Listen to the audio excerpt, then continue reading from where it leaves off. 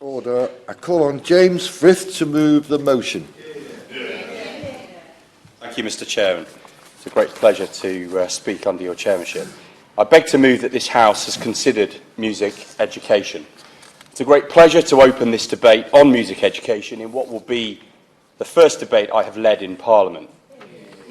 Thank you to all those who've contacted me about today. Special thanks to those schools in Bury North who've sent me their experiences, but also the all-party Parliamentary Group for Music Education, the House of Commons Library and the excellent sector organisations, including the BPI, PRS and, of course, UK Music, who demonstrate impressive leadership and make a powerful case for music education in their published works that I will reference. As friends will testify, it's not long getting to know me before I share my passion for music with anyone. Shortly after that, I will mention, probably, that I played Glastonbury in 2003 on what is now known as the John Peel stage. Saturday, 11 o'clock, 11 a.m. So in what is another early morning slot, it's good to be here amongst you for this important debate.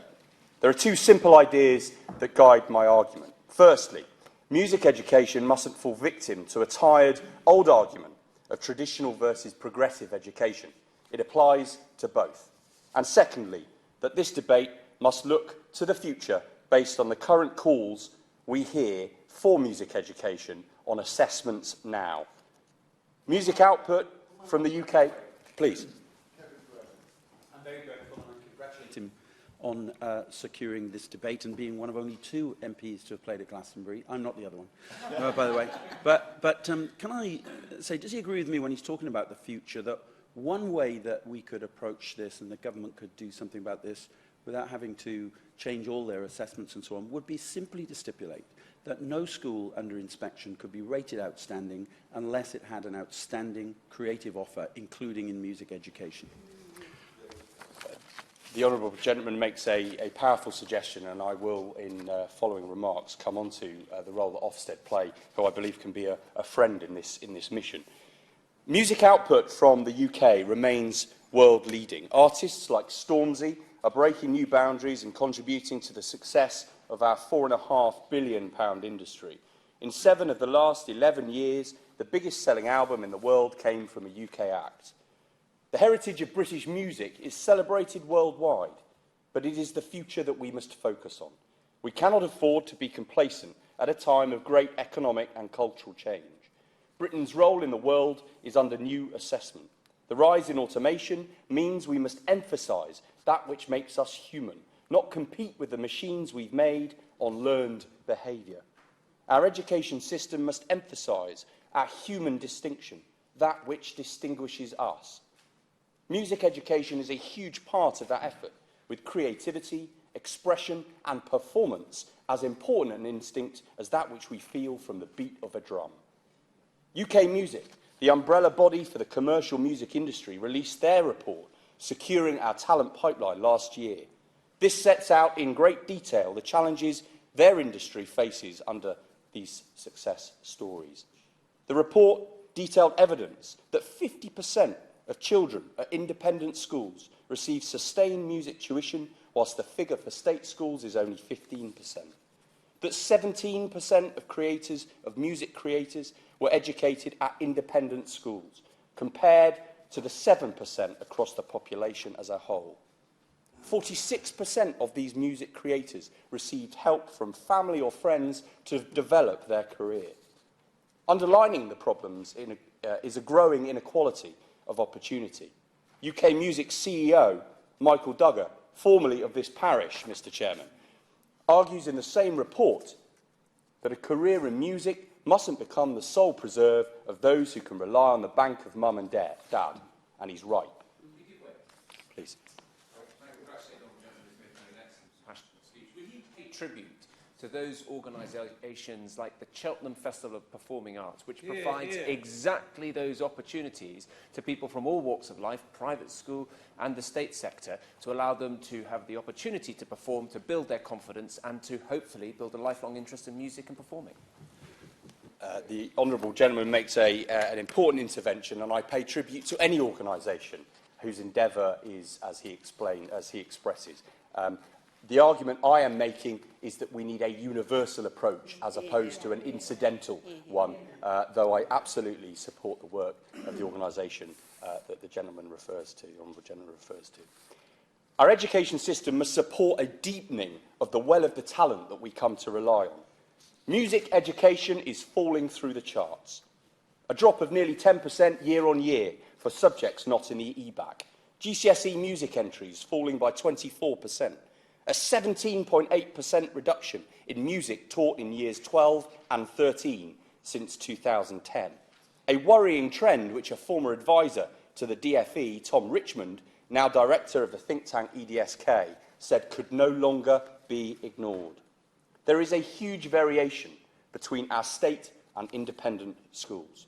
Music education and access with opportunity to learn, play and perform music remains too exclusive a pursuit, and this must change. We must give every child the opportunity to learn the best of what has ever been said and done. This means maths and English, literacy and numeracy, of course, but the enrichment that music brings cannot be put to one side. Children should be given the chance to shine at both, or either, in formal education. Whatever the socio-economic background, they should be invested in with the cultural capital that music education is. Extensive research published by the BPI's teacher survey in March 2019 highlights just 12% of the most deprived state schools have an orchestra, compared to 85% of independent schools, and that there's been a 21% decrease in music provision over the past 5 years, compared to a net increase of 7% in independent schools over the same period. All our schools should turn with the natural and developing needs of every child, more responsive, patient, dynamic, less rigidity, more agility. If schools haven't got time, resources or funding to do this, the answer is to address that here, not switch the approach off. Children can be better engaged in their education through expressing their natural creativity and curiosity. In fact, the argument for school tests and exams can be applied to the preparation for a musical performance as well. The idea, the studying, the rehearsal, the performance, and yes, the acclaim. So exam hall, meet music hall. We need to pursue a balanced, expansive curriculum where skills and aptitudes are recognised and honed if we are to prepare our young people for the emerging landscape for an active, working, loving life. The school accountability system has pushed music education to the fringes of how school success is judged. Instead, it is being squeezed out of the curriculum. The EBAC suite of subjects don't include music. The curriculum changes in Year 9, whilst may be an attempt to include music and creative subjects more broadly, has the effect, in fact, of diluting and reducing the time spent with a carousel general approach at the expense of hours spent learning on speciality that music education represents. This is a concern supported by the BPI's teacher survey, which says 31% of state-funded schools have seen a reduction in curriculum time for music. A recent Musicians' Union survey saw more than 90% of music teachers report the EBAC has had a negative impact on music education. The excellent all-party Parliamentary Group for Music Education report on the future of music education goes further, and I quote, "Some schools perceive that they have permission to either ignore the curriculum or justify one-off end-of-year shows or projects as an acceptable form of music provision. Only weekly, progressive music lessons can develop pupils effectively in musicianship skills." A question for the Minister. Would the government prefer to scrap the EBAC, or will it consider the inclusion of music within it? If students are not able to participate in music in compulsory education, they are far less likely to take it at further and higher education too. According to Ofqual, there's been a 30% decline in 5 years of students taking music for A-level. I do, however, commend the Russell Group of universities for their decision to scrap their published list of preferred A-level subjects to this point. And there is, of course, good practice. I do not overlook this. Some schools in Bury are making a difference to their children's musical education by collaborating. It is innovative, energising, fulfilling, promoting curriculum richness, giving the wider school lots of memorable music experiences. Bury's music service is terrific, but the evidence nationally is that provision is patchy. Studying the evidence, the indices of value all point the wrong way, with a lack in universal, readily accessed music ed during formal education time, in school hours, away from the distractions of often complex lives. The government has recently announced that it will be refreshing the national plan for music education. So I ask, what plans do they have to consult the industry on this? And when will they be bringing forward their recommendations? Does the Minister agree that a refresh of this national plan provides an ideal opportunity to reset the dial on music in education and take on the challenge outlined in this debate? And will he consider creative education, as has already been raised by my colleague, as a criterion for achieving outstanding by Ofsted? I know the Minister for Schools recognises the need to grip this.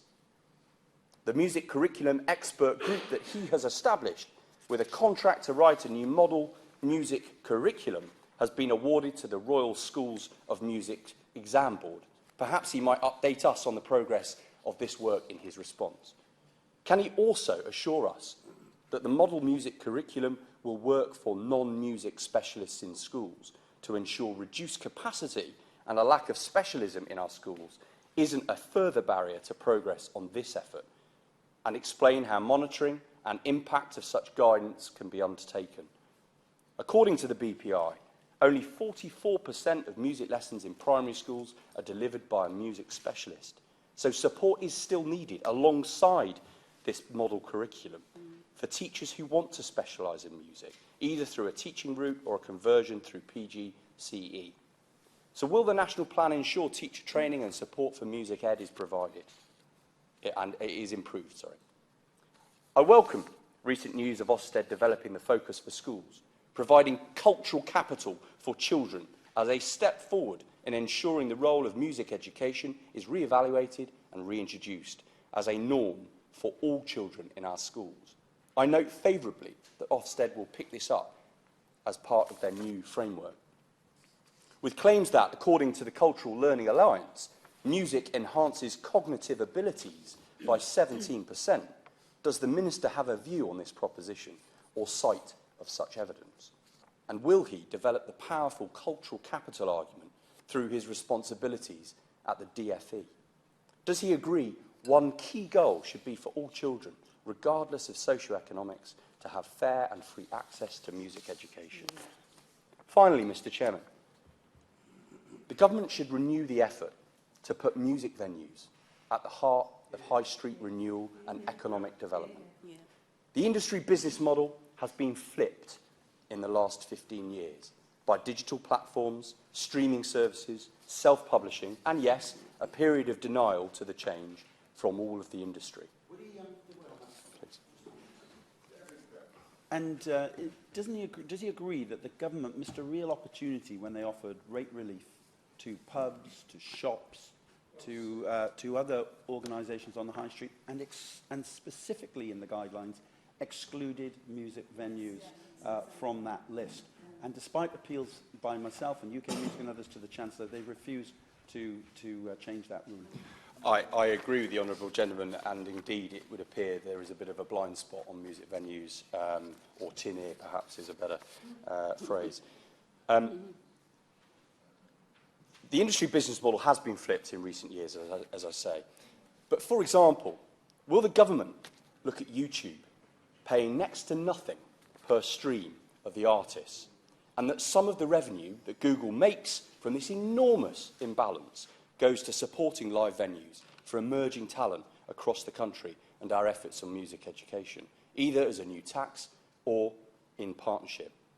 Building on the government's embrace of the superb Agent of Change campaign and the protections it brought in, we need more new or improved music facilities for young people outside of school hours. UK Music has a network of rehearsal spaces. These are facilities based in deprived, disadvantaged communities to offer improved access to music. What plans do the UK government have to develop and enhance this scheme? And can Bury have one, please? In conclusion, Mr. Chairman, above this argument sits a bigger one. Funding plays its part, of course, but it's a bigger one, even than this. It is one of choice and a question of priority. What do we expect from our schools and for all our children? If we recognise the value that independent schools place on music and music education, then do we opt to ignore that for the vast majority of all children and accept this growing inequality of opportunity? Or do we, as I believe we must, ingrain into all our schools the rights of all children to get access to these same opportunities to learn, play, perform and enjoy music? The truth is, it's hard to do justice to outline in policy what is in fact a deep passion and love, to put simply, one's faith in the power and possibilities of music, performed, recorded and live. Not just a belief in a light that never goes out, but knowing music makes life better. Music can still your senses or stir your heart. Its message motivates and mobilises. It entertains and, given chance, can educate us all. Thank you. Thank you, Sir George. It is a pleasure to serve under your chairmanship, and can I congratulate the Honourable Member for Bury North on securing this debate. I know he speaks as someone with a passion for music, and it's a passion actually that I share. Excusing the pun, but he's preaching to the choir. And I say to my right honourable friend, the member for Wantage, that this funky gib will and does stand up for music in our schools. One of the initiatives I'm most proud of in my time as schools minister is the Classical 100 website promoting classical music in primary schools, which was produced by the ABRSM, Classic FM and Decca Records. Over 5,000 primary schools are already signed up to the site, and I would urge every primary school to do so. Having the opportunity to study and explore music shouldn't be a privilege.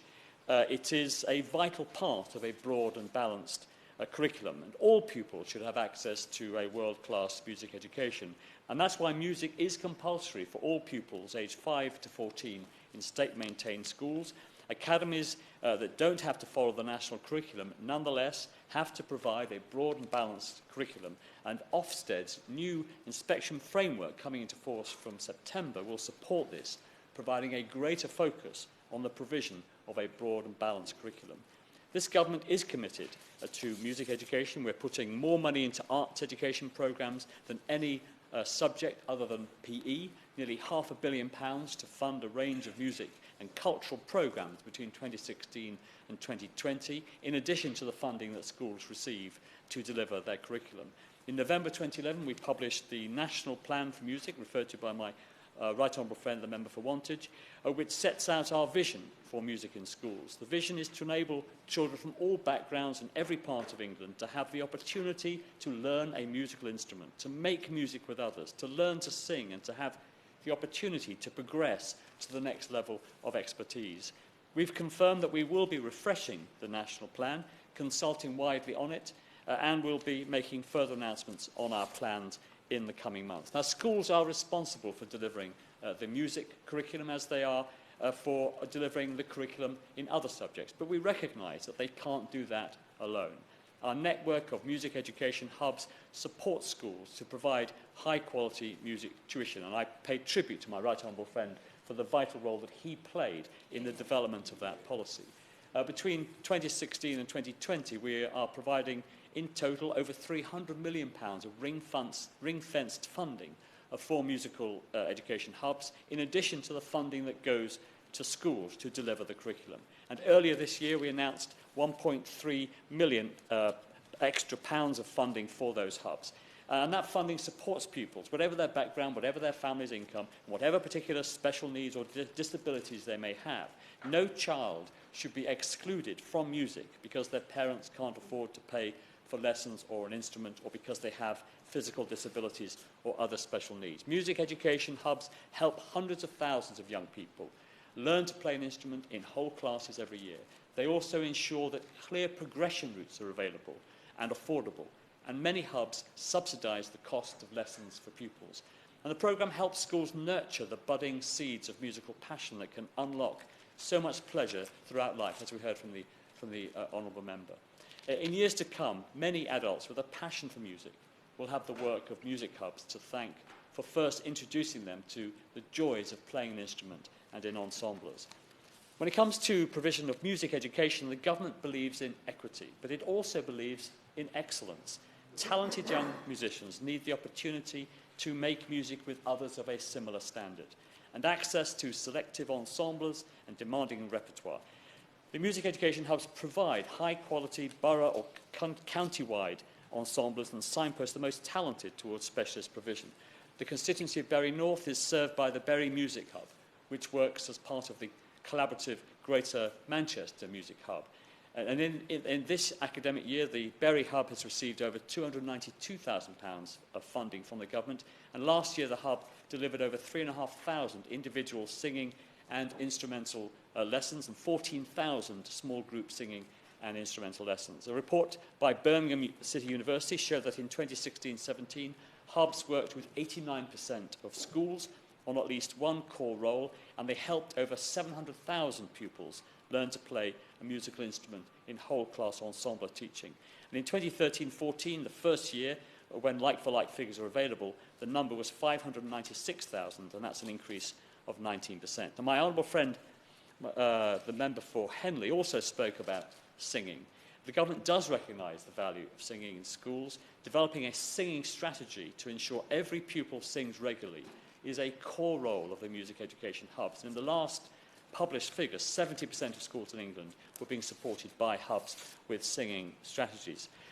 So, George, I want to make sure that the music lessons that young people receive are of the very highest quality, and pupils leave school having experienced an excellent music education, so that those who wish to do so can take up opportunities to pursue musical careers.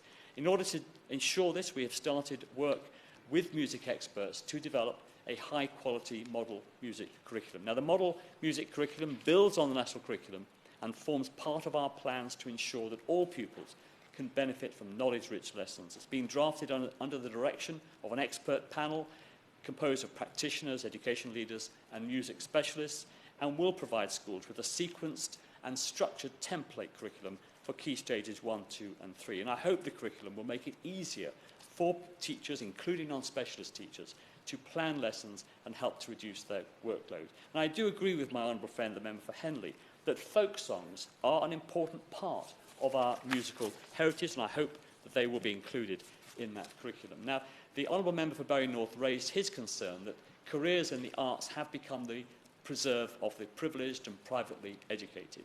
To ensure that this is not the case in years to come, the government is continuing to fund over 500 full-time places at 4 specialist music schools, such as the Yehudi Menuhin School or the Purcell School, as well as a similar number of places at 4 specialist dance schools, such as the Royal Ballet School, through the Music and Dance Scheme. The vast majority of pupils board and means-tested bursaries are available to ensure that entry to these schools is based on pupils' talent, not on their parents' ability to pay fees. As my right honourable friend, the member for Wantage, pointed out, the funding for the Music and Dance Scheme has been maintained since we came into power. Now, the scheme also funds places at the junior departments of the 6 music conservatoires.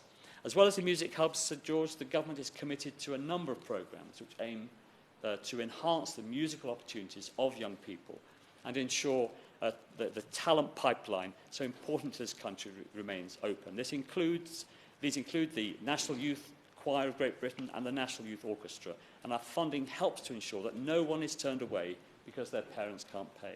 And we also provide funding for In Harmony, an intensive orchestral experience focused on schools in some of the country's most deprived communities. Now, the honourable member for Bury North raised the issue of the EBAC, as indeed other honourable members have. The EBAC was introduced to give young people the same chances through education to succeed. It is key to increasing social mobility. An important part of this is giving all children the opportunity to study the 5 core academic areas at GCSE: English, maths, science, humanities, and a foreign language. And the range of subjects the EBAC offers provide a sound basis for enriching pupil studies, opening up a variety of careers beyond the age of 16 and giving a broad general knowledge that will enable pupils to participate in and contribute to society. And research published in August 2017 by the Centre for Longitudinal Studies has found that studying the EBAC combination of GCSEs increases the likelihood that a pupil will stay on in full-time education. But it is not the case that the EBAC has had an impact on the uptake of music GCSEs. The proportion of pupils being entered for GCSE music has fluctuated since 2010, but has remained broadly stable since 2010, with about 6 or 7% of the cohort being entered for GCSEs. Now, what people tend to cite are the raw numbers taking GCSEs, which have fallen in that period, as the number of secondary school pupils has also fallen during that period. But the proportions taking a music GCSE has remained broadly stable. The EBAC, I'll give way very briefly. Yes. Point. The question, though, is of those 76%, what are the family backgrounds of those children who are taking music because they've been supported by wealthy families who can afford the instruments and the lessons? Well, the proportions have remained broadly stable during that period. I don't have the breakdown of the figures about free school meals, but there's nothing to suggest from those raw figures of the proportions that there should be any change in the free school meal figures. But I will come back to her with precise numbers so she can be reassured, I hope. Now, the EBAC was designed to be limited in scope to allow pupils to study additional important subjects such as music. The percentage of time spent teaching the art subjects in secondary schools has remained broadly stable between 2010 and 2018, and our survey of primary schools indicates that schools are spending the same amount of time teaching music as they are other important subjects such as history and geography. It should also be recognised that many pupils decide not to study the arts as academic subjects, but continue to take part in artistic activities, both in school and out of school, such as singing in choirs, playing in orchestras and bands, and performing in school plays. The DCMS Taking Part survey from 2018 shows that 96% of children aged 5 to 15 had engaged with the arts in the past 12 months. And we are investing over £70 million this year to support young people and adults to get high-quality careers provision, including careers advice in arts-related careers. I would also like to cite, Sir George, Northampton School for Boys as an example of why the EBAC does not necessarily mean a reduction in the arts. The Northampton School for Boys has over 20 ensembles and choirs, and yet it also enters 70% of its pupils for the EBAC combination of GCSEs, significantly above the national average of 38%. My right honourable friend, the member for Wantage, cited Didcot's Girls' School in his constituency with its exemplary music provision. Again, the EBAC entry for that school is 52% of pupils, way above the national average. As my honourable friend, the member for Somerton and Frome, has pointed out, the music industry is a vitally important one to this country, and the honourable member for Barry North was absolutely right in his speech to pay tribute to it. We are a nation that has a natural musical talent and love for music, which we all have an interest in cultivating. The UK music report, Securing Our Talent Pipeline, was helpful in highlighting the importance of the music industry to the UK economy, and I agree with its conclusions that if we want to produce the stars of the future, we must invest in talent for the future. I hope it's clear to all members taking part in this debate today that this government is committed to doing precisely that, and I am enormously grateful to the honourable member for Bury North for securing this debate and for the passionate case that he has made for the importance of music education. He's raised some important concerns, but I hope that I have reassured him that the government shares his commitment to ensuring that music is something that can be enjoyed by every young person. The new model curriculum, the fresh national plan for music, the ongoing support for our successful music hubs, and our other music programmes will make sure the next generation of music superstars have all the support they need in schools. From their first exposure to the joys of music at a young age through to providing for the brightest and most talented young musicians, all children deserve to be given the chance to fulfil their music potential. And thanks to the national network of music education hubs and the Music and Dance Scheme and the support of organisations such as UK Music, pupils, I believe, are being provided with this opportunity. Thank you, Sir George. As with my time as the singer of a band, when invited to do an encore, we had in fact run out of songs. And so I find myself possibly at risk of repeating earlier arguments. I was struck, so thank you for the Minister's response, and thank you for such a warm and engaging and at times spirited and witty debate on such an important issue. And it is so good to reach consensus across party on something as deeply loved and as passionate about music as we clearly all are. I was struck by years and years of trying to record an album and finding the right sound engineer, the right producer, the right moment to capture the sound that we were after. And the phrase, "it's all right, we'll fix it in the mix," is something that initially you take comfort in. But subsequently you realise it is always about re-recording it. E-back is not something you can fix in the mix. You have to re-record it. Music, arts, as the case has been well made, is something that is integral. It is a core. It should be a core curriculum, protected by that core curriculum time, away from the complex lives that so many of our children at school leave school to return to. And I believe that in protecting it through inclusion in the e-back, this myth of fixing it in the mix can be done away with. And the sound we are after, which is a government that commits to an e-back with music education in it, formally, is the hit we're all after.